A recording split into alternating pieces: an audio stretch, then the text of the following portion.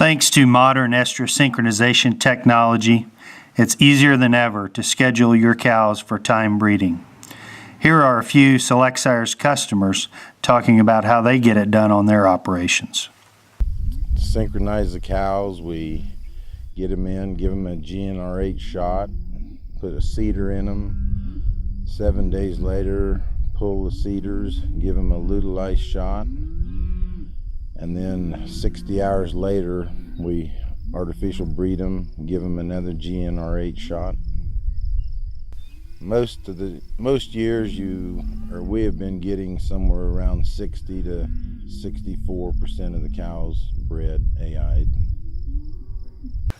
Here at Bush & Sons Land and Cattle, we employ the 7-day co-sync plus seeder, which essentially means that we'll have the seeder in for 7 days, and then you have to breed them on the 10th day. And so 3 trips through the chute, and it sounds like a lot. I don't disagree. But regardless of what time of year you breed, you always need to work your calves. And so typically on day 1, or day 0, I guess technically, we'll put the seeders in the cows, give them a vaccination or give them a shot of GnRH, and then we'll also pour them. We don't vaccinate any cows around the breeding time. There's been some data show that even killed products can inhibit synchronization protocols just a little bit, and as an AI technician myself, any little bit helps. And so we avoid that, and then the next thing we'll do is go into working the calves. Around here we typically will knife castrate now, vaccinate them, and then also deworm them as well, and then get a handle on any tagging mishaps from calving or anything like that. And typically with the setup we have and the right people, we can usually be done on a group of 100 before noon, and that's when it really starts getting hot, so we can get the cattle out, get them cooled down, or at least not any hotter.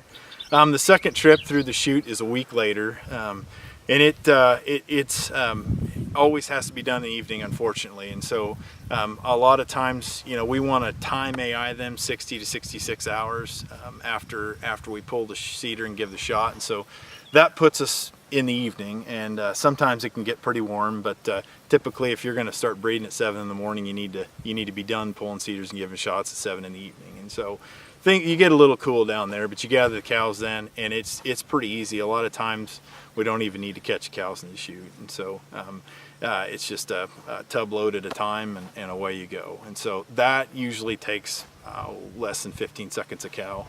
So it's not that tough. You're talking, for a group of 100, you're talking probably 3 hours between preparation, sorting, and execution. So not a big time commitment there. And then breeding day, we always start early. Cool weather helps with conception rates.